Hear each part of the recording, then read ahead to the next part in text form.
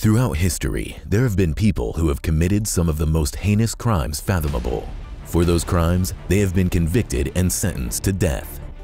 Welcome to Death Row Executions, where we take a look into the lives of society's worst offenders. And now, your host, Acker. Daniel Clayt Acker was born on October 10, 1971. He quit school in the 8th grade, and the only jobs he had would be helping electricians and/or plumbers. At the age of 22, Daniel was sent to TDCJ due to him being sentenced to 10 years in prison for burglary of a habitation out of Delta County. He only served 2 years out of his 10-year sentence, and he was released on parole on October 23, 1995. Daniel eventually violated his parole, and he returned to prison on April 21, 1997. He was released a couple of years later on September 17, 1999 on mandatory supervision. By the year 2000, Daniel was now in a relationship with Markie George. Although a couple, their relationship was very rocky. On March 11, 2000, Markie and Daniel went out with friends and a relative to the Bustin' Loose nightclub. Before heading out to the nightclub, Daniel had a weapon, but his sister Dorcas took it from him and hid it. What was supposed to be a fun night out turned into a nightmare because the couple started arguing. After arguing, Daniel walked back to where his party was stationed at a table, and he said out loud, "I'm gonna kill that." On top of that, he asked his friend Timothy Mason to let Markie know that he was going to kill her. Dorcas said that Daniel was a very jealous man and boyfriend. That night, Daniel was causing a scene and was eventually kicked out of the nightclub because of his behavior. Being kicked out of the nightclub did not stop Daniel from re-entering multiple times. Each time he re-entered the nightclub, he would ask where Markie was. Daniel's sister Dorcas had even told him that he needed to stay out of the club, but he re-entered again when the club was closing at 1 a.m., so Daniel and his sister Dorcas walked out of the club together. Daniel had no idea where Markie was. He was angry and asked his sister where his weapon was. Dorcas lied about not knowing where the weapon was, but Daniel picked up a different weapon and let Dorcas know that he didn't need the other weapon, but if he found Markie with another man, her and the man would pay. Daniel did not go to sleep, and he was still looking for Markie in the morning. He assumed she spent the night with another man.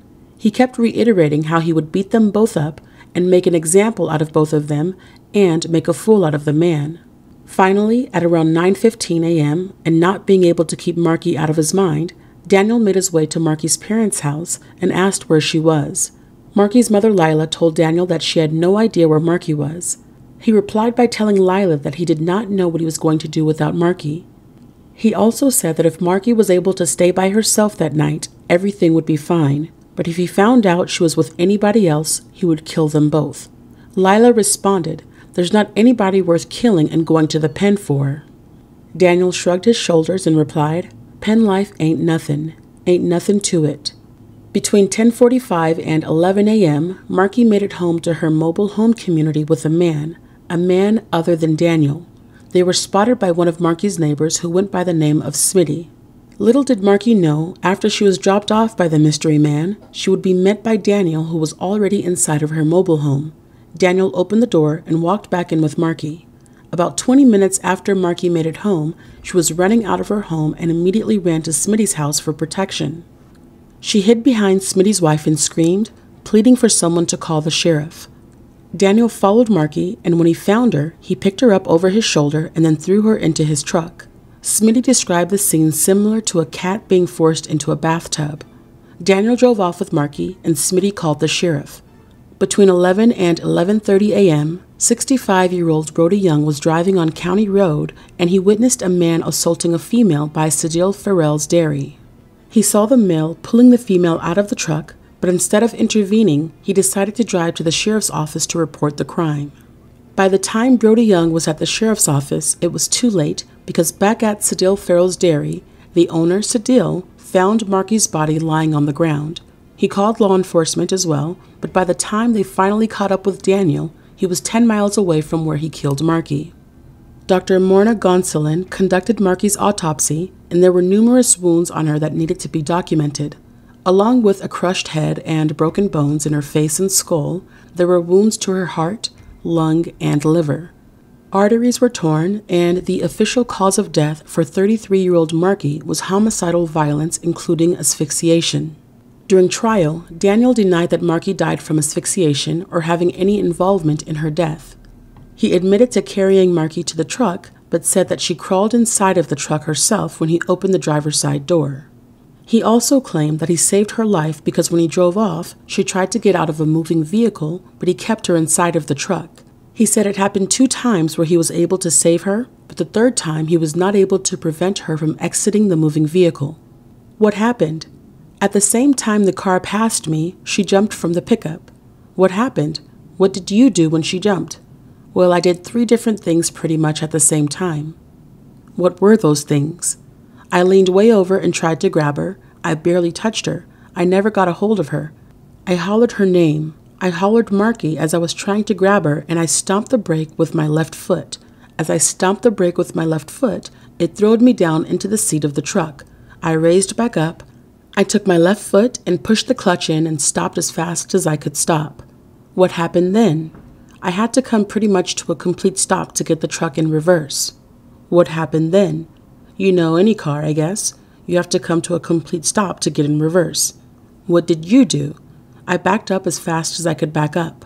He dragged this on before finally stating that he finally reversed to where Markie was laying on the ground face down and his truck never touched her. He left her and then drove off. During trial, the court played a reenactment of Markie's death. The reenactment came from the testimony of a witness the court transcripts identify as a Mr. Young, and Mr. Young was the 65-year-old witness named Brody Young. Daniel tried to argue that the reenactment was wrong in admitting for demonstration purposes a videotaped reenactment of a witness driving by and viewing someone removing a body from a pickup truck. Daniel argued that no testimony was offered to authenticate the videotape, and no testimony was offered to show how or when the tape was made or by whom. The court questioned Mr. Young on the stand. Have you had an occasion, Mr. Young, to see a videotape that was made showing the drive that you took with a pickup setting there in the road like it was that day? Yes. Does that videotape show fairly and accurately about what you saw that day? That's right. Is there anything about that tape that's different that you can tell by looking at it? No. The only thing about it seemed like it was a bit clearer that day, the sun shining, than the tape shows. But other than that, it was nothing different about the tape. Daniel was able to question Mr. Young as well. But what's on the videotape is not exactly what you saw that day, is it? Mr. Young replied by saying, It's pretty near what I saw that day. It sure is. Daniel then objected and said, It's not significantly similar to the event or what he saw on that day. I believe it would be confusing to the jury because what he's going to testify to is not what's on this tape. Daniel objected that the events were different, but was not able to explain what happened that was different from what was shown on the video. At the conclusion of trial, Daniel was found guilty and was sentenced to death on April 2, 2001. Years later, with multiple denied appeals, the Supreme Court denied his last appeal in 2018. This last appeal was denied just hours after another inmate in Texas, Troy Clark, died by method of lethal injection. Daniel's execution date was set for September 27, 2018, and after giving a dose of pentobarbital a little after 6 p.m., he was officially pronounced dead at 6:25 p.m., and he gave no final words before his death. Daniel's death was the 10th execution in the state that year and the 18th in the whole country that year. Thank you guys for watching another episode of Death Row Executions.